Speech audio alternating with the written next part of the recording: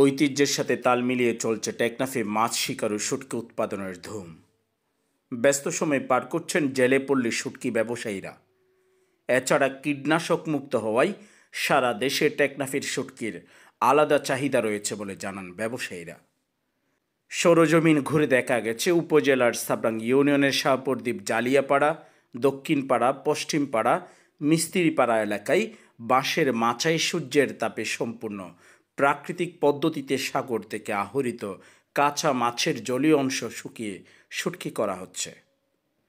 এ সময় শুটকি ব্যবসায়ীরা বলেন, সারা বছর শুটকি মাছের চাহিদা থাকলেও পর্যটন মৌসুমে চাহিদা দ্বিগুণ বেড়ে যায়। পর্যটন কেন্দ্রিক ব্যবসা হলেও তারা স্থানীয় চাহিদা পূরণের কথা মাথায় রেখে শুটকি উৎপাদন করে থাকেন। তবে সাগরে মাছের যোগান এবং আবহাওয়ার উপর নির্ভর করে।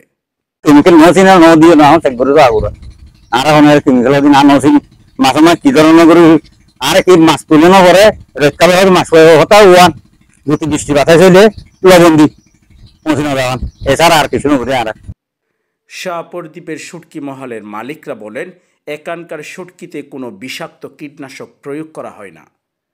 সমুদ্রের তীরবর্তী এলাকা হওয়ায় এইখানে রোদের প্রচণ্ড তাপ রয়েছে। এছাড়া বায়ু চলাচলেও নেই কোনো প্রতিবন্ধকতা।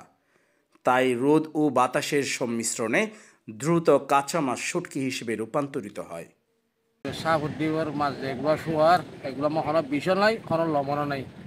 এই গরম তাপে মাছটা কি বলে মিষ্টি বলে সেটা গেলে দিলে আমার মাছ অন্য মাছ যদি 200 টাকা বাজলে শাহপরদ্বীপের মাছ 50 টাকা বাড়া, 30 টাকা বাড়া, কোনো বীজগুলো হয় কোনো মিশামিশি নেই মাছ। স্থানীয় শুটকি ব্যবসায়ী মোহাম্মদ হানিফ বলেন, এখানকার শুটকির বেশ চাহিদা রয়েছে। শহর থেকে ব্যবসায়ীরা এসে শুটকি নিয়ে যায়।